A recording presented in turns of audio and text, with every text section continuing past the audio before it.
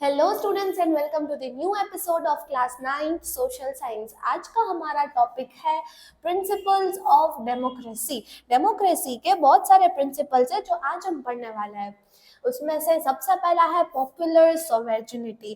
ठीक है, popular sovereignty stands for many things. उसमें से सबसे पहली चीज आती है कि people are the ultimate source of power. जब हमने डेमोक्रेसी की बात की थी तब हमने ये चीज समझी थी कि डेमोक्रेसी किस चीज से रन होती है, स्पेशली विद द पीपल। ठीक है, जब पीपल होते हैं वो पूरी कंट्री को एक साथ में सारी चीजों को डिस्कस करके कंप्लीटली चलाते हैं। तो उसमें से सबसे पहला पॉइंट आता है about sovereignty, that over here that is ultimate power is the source of people. फिर आता है the government gets it authority from the people. Citizen choose their government through free and fair elections. See, here it is the important thing कि यहाँ पे free and fair elections होते हैं कि जहाँ पे लोग अपने representatives खुद select करते हैं। उसके बाद आता है every vote of every citizen is equal। हम फंडामेंटल राइट्स में भी पढ़ते हैं और हमने ये सुना भी है कि equality is the main thing in democracy। उसके बाद आता है rule of law. Rule of law means everyone is equal before the law. जब लॉज बने नहीं थे, ठीक है, तब से लेके आज तक everyone is equal in our country. Then laws are made by the government and must be followed by all। ये सारे जितने भी लॉज बने हुए हैं सब लॉ को सारे लोगों को कंप्लीटली फॉलो करना है। No one is above the law. It protects our rights and ensures justice for all।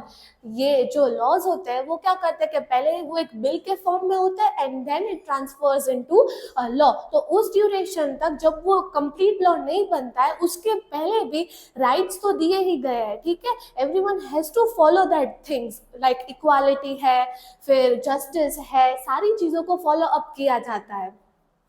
After that fundamental rights. Students आप देख सकते हो कि फंडामेंटल राइट्स जो होते हैं ना वो आपके टेक्स्ट बुक के फर्स्ट 1 to 10 पेजेस में भी दिए गए हैं because they are very much important and everyone should know that thing. Every citizen has basic rights to protect their life, liberty and dignity। Then these are guaranteed by the constitution। हमारी जो constitution के book है उसमें क्या लिखा हुआ है, ये फंडामेंटल राइट मेंशन किए गए हैं। They ensure equality and help building a just a society।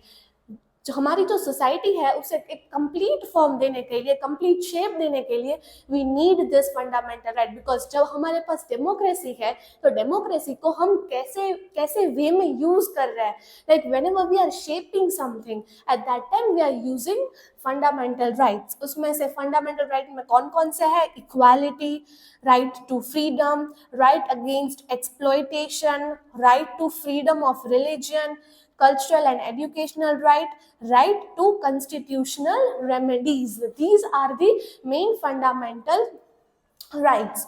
Now fourth is separation of powers। ठीक है, हमारा जो इंडिया है, इंडिया एक सेपरेशन ऑफ पावर फॉलो कर रहा है and that is power is divided into 3 main things. First is legislature, second is executive and third is judiciary. ठीक है, हमारे ये 3 मेन ऑर्गन्स है कि जिसमें हमारा पावर डिवाइडेड है। Now let us study what is legislature. Legislature वो चीज होती है कि जो लॉज को बनाती है, जो लॉज की फ्रेमिंग करती है कि कैसे लॉ बनने चाहिए, कैसे स्टार्ट होने चाहिए, what should be there in law, what are the things which should include in the law, everything is just made by legislature.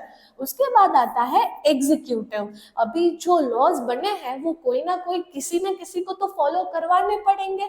तो एग्जीक्यूटिव्स आर द वंस के जो वो लॉज को इम्प्लीमेंटेशन करता है। ठीक है, या तो फिर इम्प्लीमेंट करता है, उसे हम बोलेंगे एग्जीक्यूटिव्स। क्योंकि वो लॉ अगर पास बाय ही नहीं होंगे वो हम तक पहुंचेंगे ही नहीं। ठीक है, और कोई हमें बताएगा ही नहीं कि वो लॉ को कैसे बनाते हैं, then how we can know that. So legislatures are the one who makes the law, executive are the one who implements it and judiciary. After making these laws, after implementing these things, when we are accepting these things, we are accepting these laws, तो हमसे कहीं ना कहीं कोई बार mistake होती है, या तो फिर कभी जस्टिस मतलब राइट या रॉन्ग का डिसीजन होना है, उसके लिए एक पूरी पावर शेयरिंग सिस्टम में एक पूरा ऑर्गन बनाया है, दैट इज जुडिशरी. वो जुडिशरी दैट मीन्स के जजेस हु यूज टू जस्टिफाई अस. ठीक है, हमें जस्टिफिकेशन देते हैं कि कैसे ये चीज को परफेक्ट किया गया है, यानी हमारी कौन सी चीज सही है, कौन सी चीज गलत है, and if we are not following that particular law तो हमें कौन सी पनिशमेंट मिलनी चाहिए. ये सारी चीजें कौन डिस्कस करता है?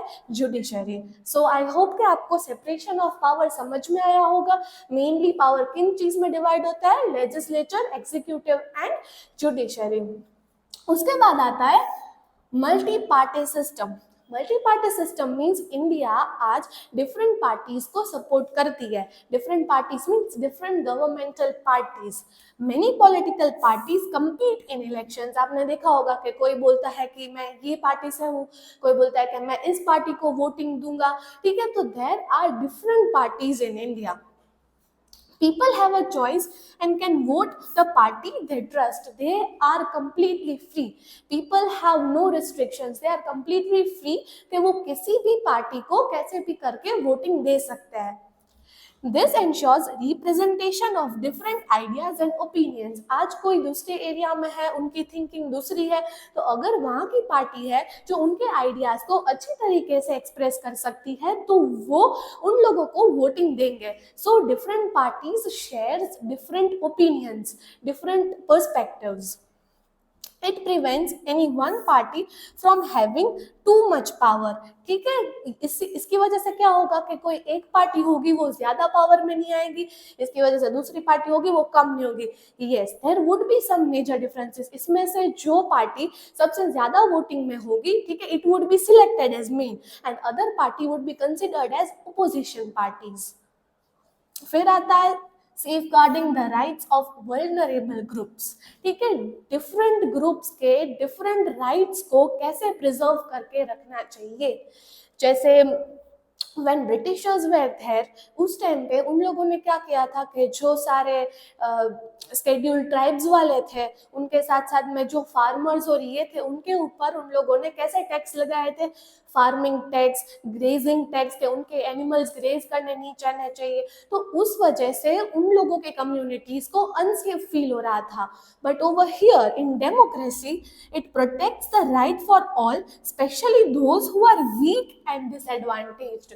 वो सारी कम्युनिटीज के जो वीक है, उन लोगों के पास एडवांटेज के लिए कोई परफेक्शन नहीं है, उन लोगों के राइट्स को गवर्नमेंट बचाती है. Special attention is given to groups like children, women, minorities, the poor, the elderly and the people with disabilities. ठीक है, जो ये सारे पर्सन होते हैं जो खुद का स्टैंड नहीं ले सकते, for them government has their special rights के जिसकी वजह से वो उन लोगों को सेफ्टी मिलती है, वो लोग सेफ फील करते हैं and they are completely protected. ठीक है, सो let us see some why these principles are important. They protect our rights and freedom. They ensure fair and just society. They promote peace and harmony. It is very much important. It is very much important to understand that कि एक country में piece and harmony कैसे होता है. ठीक है, democracy सब country में होती है, but to maintain peace and harmony it is more important and they help in building strong and develop nation. क्योंकि एक नेशन डेवलप होगा देन ओनली एक कंप्लीटली इकोनॉमी होगी और एक अच्छी इकोनॉमी होगी. आई होप ये कंसेप्ट आपको कंप्लीटली समझ में आ गया होगा. Will meet in next video.